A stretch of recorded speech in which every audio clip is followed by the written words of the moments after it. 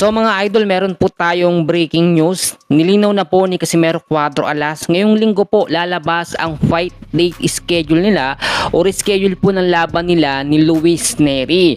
Pero nakita natin kahit na-postpone ng laban nila, may pinapakita po mga bagong moves or mga bagong galaw etong si Casimero Cuadro Alas. Tignan nyo mabuti yung stamina, yung pangatawan ngayon ni Casimero Cuadro Alas. Talagang sobrang handang-handa na siya sa laban. Dito nga po kay Luis Nery. Sa pinaka-latest na update natin mga kaibigan, kailangan po makuha ni Casimero yung panalo kontra kay Luis Nery para po mapasama siya sa world title o sa world rank po ng boxing. Alam naman natin na sa ngayon nagkakaedad na si Casimero, talagang yung stamina niya ay pahina ng pahina.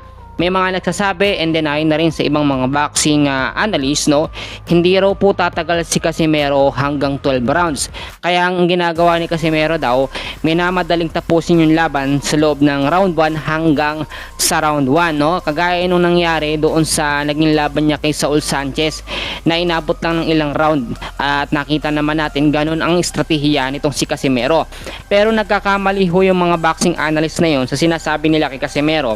Sabi kasi nila, eto nga pong si Luis Nery kayang tumatagpo o tumagal hanggang 12 rounds at napakatibay daw po ng stamina nito. Ayon na rin yan sa mga record na ating nakita. Sa pinaka-latest po na record po ng dalawang boksingero nito, unahin natin si Casimero, meron po siyang 35 wins, meron pong 5 talo, meron pong 1 draw at 24 KOs po yun.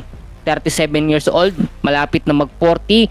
So bago mag-40 itong si Casimero, kinakailangan maipakita niya o mapasama siya sa mga sikat at kilalang boksingero, at dapat mangyari yung dream fight niya kay Inoue.